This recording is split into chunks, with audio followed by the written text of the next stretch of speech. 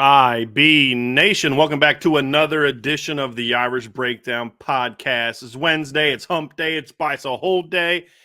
We're going to break down a little bit about this Notre Dame Florida State game. We're going to talk some recruiting. We're going to have a jam-packed day. And that guy right there, Trevor Trowbridge, is being a trooper today, y'all. I gave him the opportunity to not do a show tonight because he is very under the weather. But he basically told me, and it didn't say it quite this way, but the intent behind it was rule number 76, no excuses, pod like a champion. So that's pretty much what Trevor said to me today.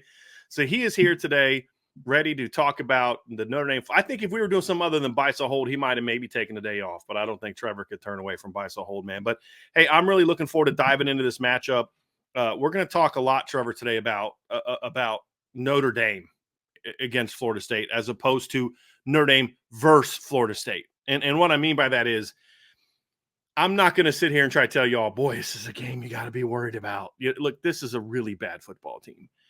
And this is going to be one of those, what are we going to learn about Notre Dame moments, more so than, gee, this matchup is super intriguing and is going to prepare you for XYZ down the road. It's just not that. And so we'll talk about what kind of we're looking for. We're going to do a little recruiting talk here because it's a big recruiting weekend for Notre Dame. I'll get you guys prepped for all of that. And then, of course, Trevor, buy so hold at the end. So jam-packed show. Appreciate y'all with us getting started late here today. I got a lot of stuff I'm getting caught up on here with me and my family. So we appreciate your patience, but I am here, locked and loaded, and ready to talk about Notre Dame, Florida State. Trev?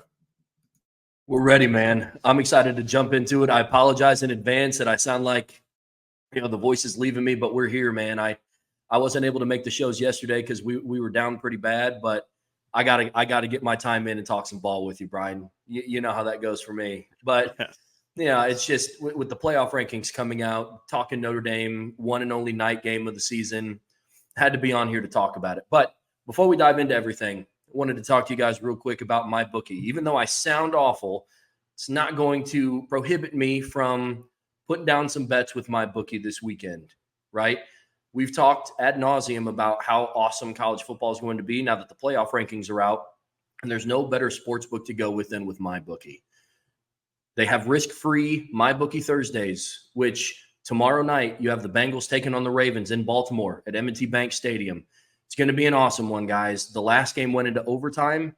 I expect this game to be closer, just like the first one was. I mean, last year, I think Joe Burrow injured his wrist for the season in a night game against the Ravens. So it's going to be a little something extra going into this game for Burrow and the Bengals, right? But make sure that you enroll in their loyalty rewards program.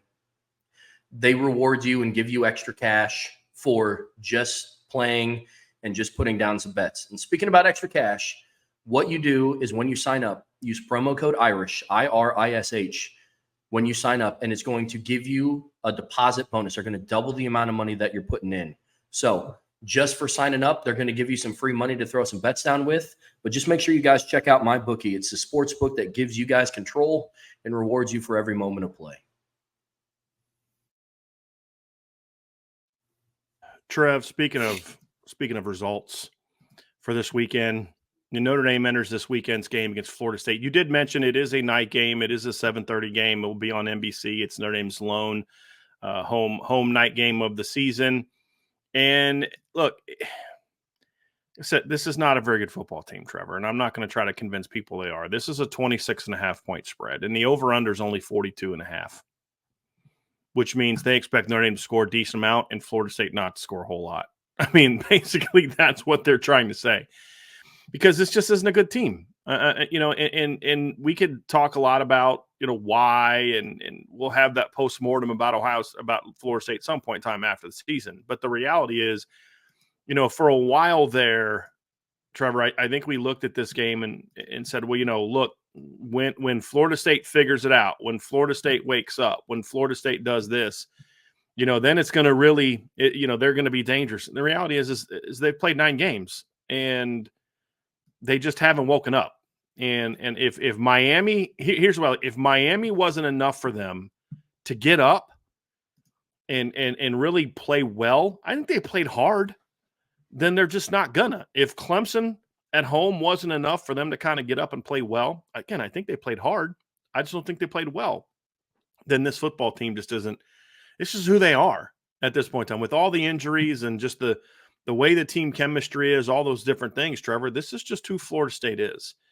And we have to accept that. And we're not going to sit here and try to spin it because, like Marcus Freeman said all the right things on Tuesday, and he's not wrong. There is talent on this football team.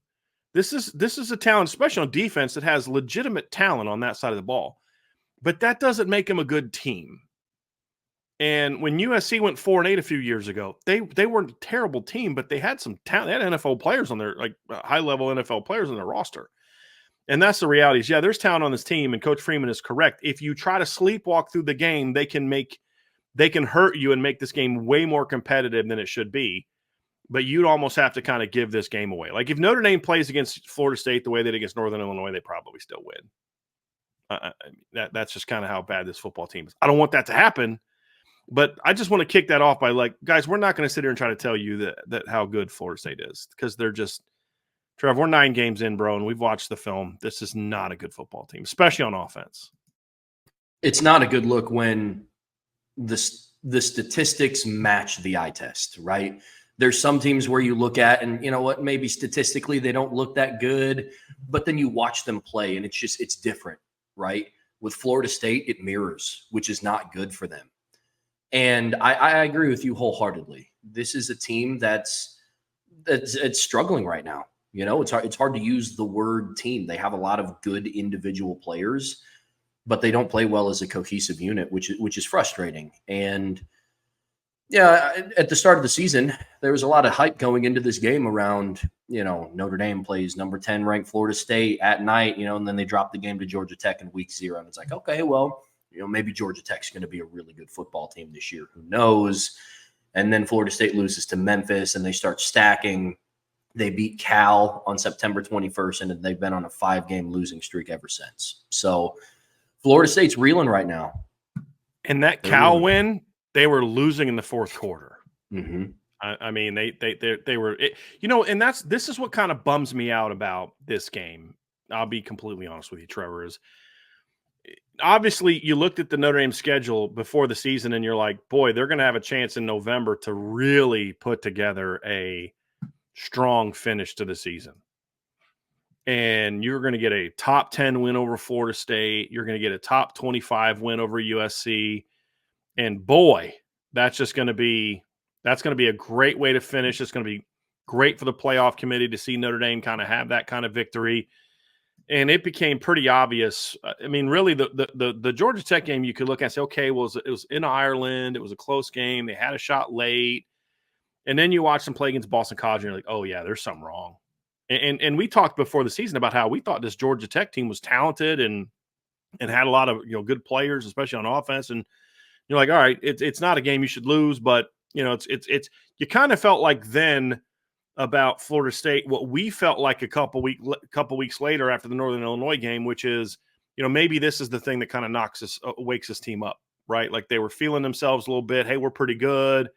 We just kind of show up and just do our thing, and we're going to go out and beat these teams that we've beat in the past, and these teams are beneath us, like Northern Illinois, and we're going to be good. And that didn't work out for them, and it did, just like it didn't work out for Northern Illinois. The difference is Notre Dame rebounded with a fury, and Florida State allowed it to just kind of sabotage their season. And everybody's like, oh, it's because they had DJ Uyunglele. I'm like, you guys do know that guy's like been a starting quarterback now for like 3 years and has led his team to a bowl game every single year. But all of a sudden he goes to Florida State. He leads Oregon State to an 8-win regular season. But he goes to Florida State and plays in a league he literally won a conference championship in. And all of a sudden he's a terrible quarterback. Like that's what we're going to go with. And oh, by the way, since DJ Uyunglele got hurt, you know, the whole fix to their problem, they've been pretty bad on offense and arguably worse on offense since then, if we're going to be real about it. So there's so many big problems with this team. And the thing that bothers me about it, Trevor, is because not only did it as a takeaway a potential good win over Notre Dame, it takes away a little bit of something from the potential rivalry aspect of this game. Because when you look at the history of these two opponents, Florida State leads the all-time series 6-5, and they won the first game in 1981. Notre Dame, obviously, the next time they played was that huge 1993 game. They played in the next season down in Florida. Florida State won by 7. They played in an Orange Bowl at the end of the 95 season, so they played each other 93, 94, 95. Florida State won that game by 5. They played again in 02. Notre Dame trailing the series 1-3. Notre Dame went on the road, smacked them in Tallahassee. Might be a little bit before your time, Trev. 03, Florida State crushed Notre Dame, and then they didn't play again until 2011 in the Champ Sports Bowl. That was a game where Notre Dame dominated the first half of the game, and then Bob Diaco was like, hey, all that stuff we were doing in the first half that worked really well, let's not do that anymore. And Florida State came back and won. You had some quarterback issues in that game, just a disaster of a game. And then Florida State obviously beat Notre Dame in what was the second most entertaining game of the series, in my opinion, behind the 93 game in that 2014 game, which was excellent. And then Notre Dame has dominated the series since then, Trev, and winning the last, I think, 3. And they beat Notre Dame. They beat Florida State 42-13 in 2018. They beat them 42-26 in 2020. They beat them 41-38 in 2021 in a game that Notre Dame was up big. They let Florida State kind of come back in the game. They won it in overtime. And you're like, okay, this is going to be a great chance to play Florida State and get a win over a good Florida State team, because the last 3 Florida State teams Notre Dame has beat have not been very good football teams. And it almost kind of takes some of the joy out of beating them, because I was 15, like when Notre Dame, I remember the Miami game, but I was 10. The Florida State game in 93, man, I absolutely remember that game. Absolutely remember that game because I was older. I could understand it more. I mean, that was the most formative game of my Notre Dame fandom as a kid because I loved Notre Dame, but that game was the one where I was like, the one, not formative, but the most memorable is the one I should probably say. And I liked that rivalry. I respected Florida State. I felt like they were kind of like the Notre Dame of the South, that independent team that would go anywhere and play anybody at any point in time. And then they joined the ACC in the series with it. And we didn't see a whole lot from that series anymore. You know what I mean? And they were actually, I believe, in the ACC when they played in 93. But I'm looking at like in the 80s and like in 90, 91, like they were an independent. They'd play Michigan. They'd go play UCLA. They'd play anybody, any place, anywhere, anytime. And so you just felt like, hey, I'd like to, they wear gold helmets, all that stuff. And you feel like it's just a nice little rivalry. It's a respectful rivalry. It's not like Miami where you hate Miami. I don't hate Florida State. I respect the Florida State, which takes some of the fun of beating them away when they're not good, which I'm sure is kind of how maybe some Florida State fans, when they beat Notre Dame, a couple times, and Notre Dame wasn't that good. So that's the biggest disappointment, Trevor, is we're not good. This was supposed to be an epic matchup. And we're just going to miss out on an opportunity to get that really epic matchup. And Notre Dame gets to tie the series in a way where you're just kind of like, I don't know, feeling a little unsatisfied.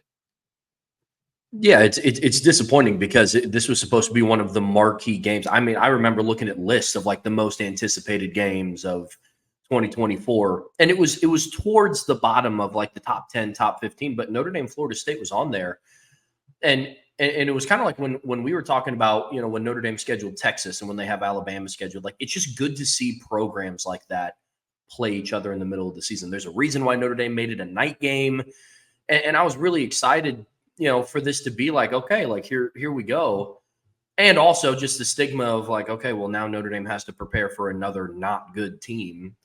We'll see how that goes. If Florida State was good, I would have no thought around preparation, mental, physical preparation of this team. And now it's like, the job of the coaching staff is going to be interesting this week because now you have to get your team up for, yes, it's a night game. Yes, the recruits are coming in. It is still Florida State. But like we've said, man, this is not a good football team.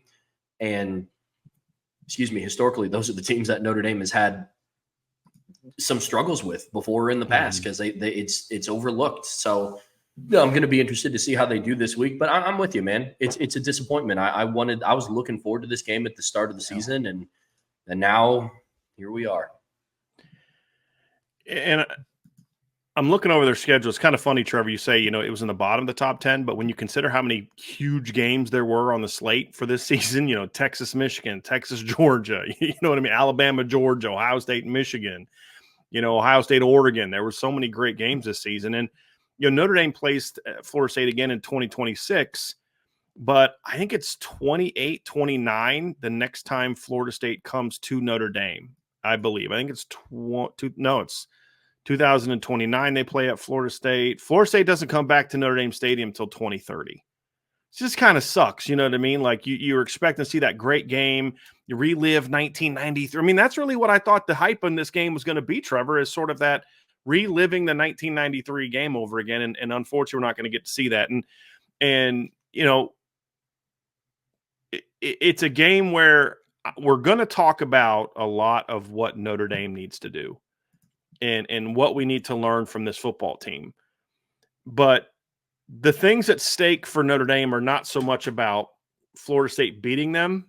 I mean, I think even Florida State fans would admit, like, this is, unless Notre Dame turns the ball over 5-6 times and gets picked. I mean, it'd have to be almost like Notre Dame UCLA from 2007. Do you remember that? And that was not nearly as good of a UCLA team as Notre Dame. Like, Notre Dame did nothing on offense, but like they had like a pick six and like Mo Crum recovered a fumble and took it back inside the 5-yard line. It just was one of those games where, like, yeah, that game was not what you think it was. You know what I mean? And it almost have to be something like that, Trevor, to be completely honest with you, for them to win this game. So I just don't see that.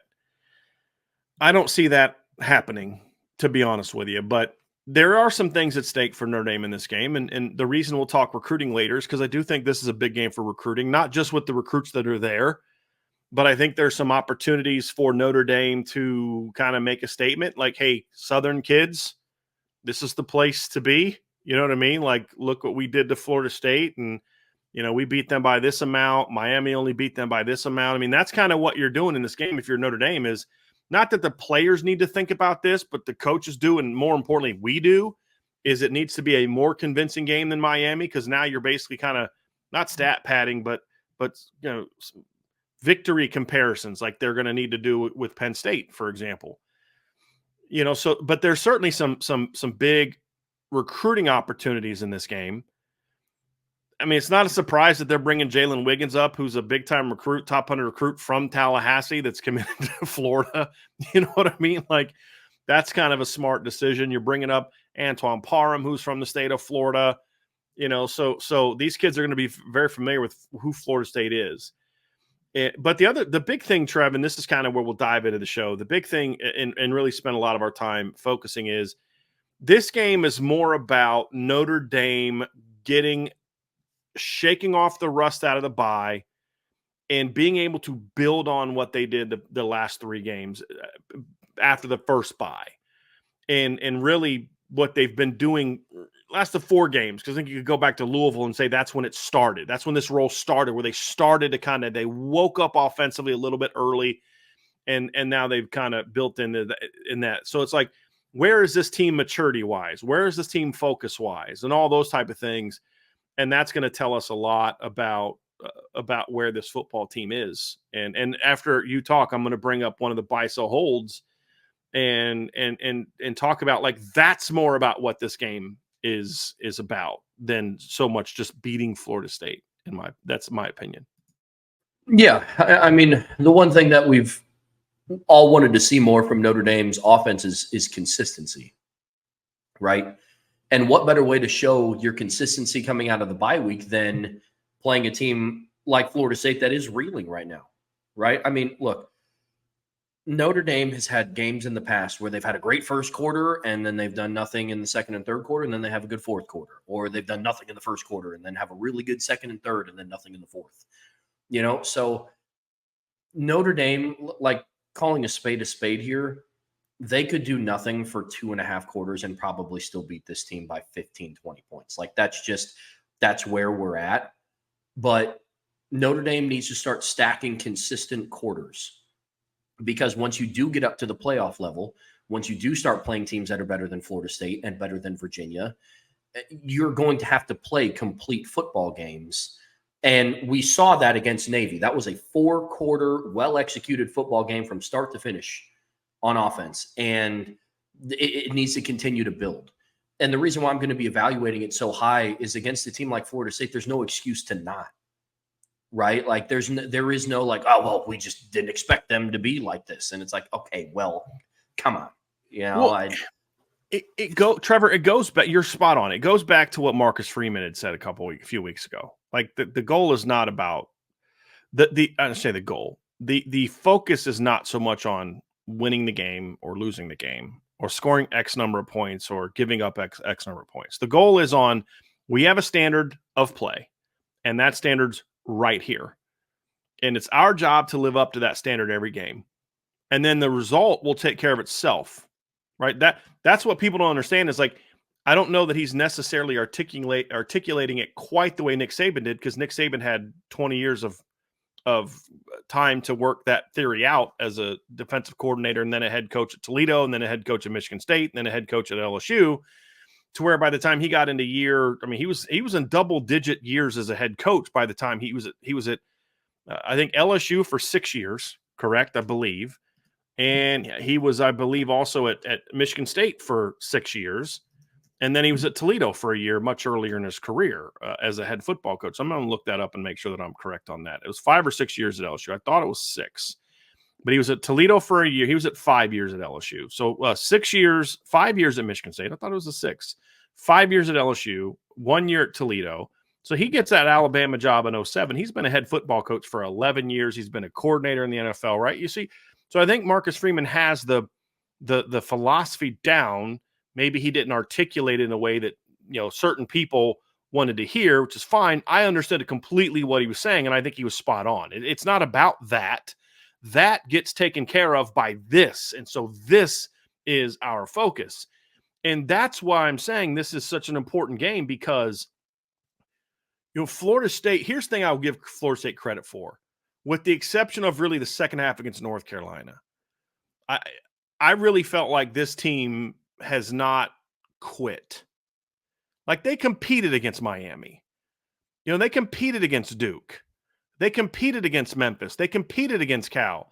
They competed against Clemson. Yeah, the results haven't been what they wanted, but like I remember watching them earlier. I'm like, this team is soft. This team is really soft. And then some guys kind of got hurt and banged, but like, this team has actually competed in recent games. And I give them a lot of credit for that, because they have kids on their team that have every reason in the world to just pack it in, and I'm not going to play for this. I'm going to opt out of this or that and the other thing. And they compete for the most part. There's some guys you and I talked about the other day on film. We're like, yeah, that guy's not really playing hard.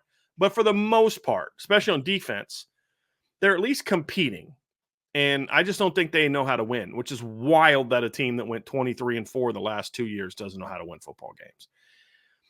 So you look at it, and yeah, they've had a couple bad losses, Trev. I mean, obviously the loss to Miami was a blowout. The loss to Carolina was a blowout. SMU. The Clemson game was not that bad. They lost to only Memphis by 8. They only lost to Georgia Tech by 3. You only lost to Duke by a touchdown. They compete. But it's about, look, we play our game, then the result is going to take care of itself. If we're 40 points better than Florida State, we play our game, we'll be 40. If we're 20 points better and we play our game, then we'll be 20 points better. If we're 60 points better and we play our game, then we'll be 60 points better. Whatever that may be, that's the focus. And that's really where I want to see, where is this team at coming into this game, in this final four-game stretch, and it begins with Florida State, because this is the game where you have the least to play for, because next week it's senior day. So you kind of have that to play for. Army's a top 25 team. USC's a rivalry game. It's on the road. It's your last game of the year. There's a little bit more to kind of play for in some of those games. This is a game where you have nothing to play for other than just building as a team.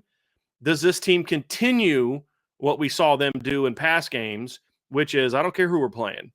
We're going out there to play to a stand. We're going out there to play with fire, play with passion, and play to our standard, and then the results will take care of themselves? Or do they kind of start feeling good about themselves again?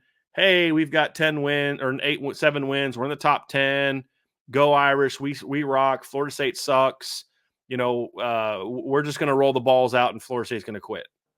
Which version of that Notre Dame football team shows up? I think that's for me one of the most important things that I want to see out of this football team. Yeah, I agree. I think the one thing that does make me a little nervous for this game is it's going to be very easy to overlook this Florida State team, right? because one, you're coming out of a bye, and I believe Marcus Freeman right now is 4-0 coming off of the bye week. And you're going up against a Florida State team that is just, for all intents and purposes, they're just not a good football team right now. So I'm interested to see how the team prepares. And Marcus Freeman was very, very, very emphatic during his Monday press conference around, we need to be prepared mentally, we need to be prepared physically, because this is a game that would be easy to overlook. Bryan, to your point, Senior Day is coming up. And then you have 2 back-to-back games on the road. One of them is a Shamrock Series in Yankee Stadium against an undefeated ranked Army team. And then the last one, you play your arch rival USC. So this game is easy to overlook, and that's going to be one of the things that I'm going to be evaluating on the team is, are they going to come out and sleepwalk through this game? Because you can sleepwalk through this game and still win. And that to me. But does that get you ready for a strong 4-game stretch? And that ties into, we're going to actually bring up a buy, sell, hold question now. Okay. That we're going to not get into later. And it came from Domer Grizz, who said, this will be the most important 4-game stretch of Marcus Freeman's Notre Dame head coaching tenure so far. And I'm buying that, Trevor. And here's why I'm buying that. I mean, have there been more important periods in the past? Yes. They didn't turn out so well at times. This one is one, because we're going to find out if this Notre Dame football team is what we think it is. Or did they just kind of beat up on some inferior teams, and that we're not going to show up thing is still in the back of them. It's still there. Yeah, okay, this time, Freeman has won 6 games in a row, or his previous high was 5 games in a row, but, they're slightly better, and then they're going to just kind of take that step back, whether it's losing a game or just playing so poorly that you just don't enjoy the win, because that's the thing that I worry about as you come out of this game. But this game also kicks off this last 4-game stretch, which is important. And I feel as if you sleepwalk through this game, my fear is that it gets you into a funk in this last 4-game stretch. I also feel the flip side is true. If you come out of this game focused, locked in, attention to detail, understanding what's in front of you as a football team, then you have a much better shot, in my opinion, of that just being something you just continue to roll. And you can't allow the bye and this game to take away the momentum that this football team had. And that's where I want to – that's why I say this is an important stretch, and this game is important because it's the kickoff to that. More so than Florida State or the quality opponent. It's more so this game's going to tell us if you've truly turned a corner from a leadership standpoint, from a coaching standpoint, from a focus standpoint, from a attention to detail standpoint, where you're not that team that was just kind of, hey, here you go, you look great, you look great, boom, what the heck was that? You look great, you look great, what the heck was that? Are you truly past that? Because I'm sitting there in the chat or in the message board the other day, Trevor, and somebody makes this point, and we got this one guy on the board who's just like super negative. And he said something, and I'm like, dude, if you would just not say things in such a ridiculously negative way, you're actually making a point that we need to be able to address and learn about this Notre Dame football team.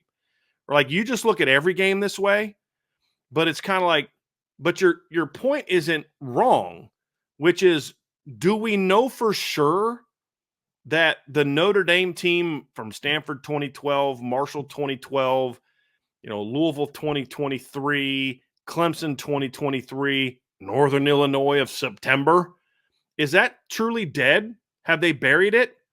Or is it still kind of lurking back there waiting to come out? And I don't know that a 6-game win streak against a solid group of opponents, but not an elite group of opponents, answers that question for us.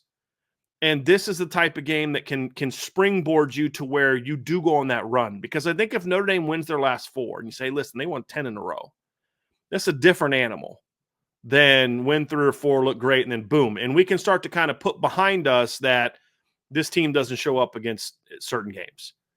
That's what I think. And I think this game is super important for that, because I believe I could be wrong, but I believe how they start this 4-game stretch is going to have a big impact on how the 4-game stretch goes. Doesn't mean that it means they're going to lose or, lose a game or two or win all their games. It's just more about how they're going to play. They go 4-0 down the stretch and not look good doing it. And then, not climb in the rankings or maybe even fall back in the rankings, right? Like that matters. And I think this game is going to tell us a lot about that, Trevor. Yeah, it's a chance for Notre Dame's team to get started on the right foot in this final stretch of 4 games. I think back to the Clemson game last year in 2023. And that was Marcus Freeman's last time where he was playing an opponent where preseason this was supposed to be some, crazy game. It's at Clemson, and then Clemson ends up not being the team that people thought they were. They were down 8 starters, and then Notre Dame goes out and plays one of the worst games that they had played all season. So now I will say the Clemson 2023 team is better than the Florida State 2024 team by a mile. Your point stands, though, Trevor. So maybe this time they don't lose by a touchdown.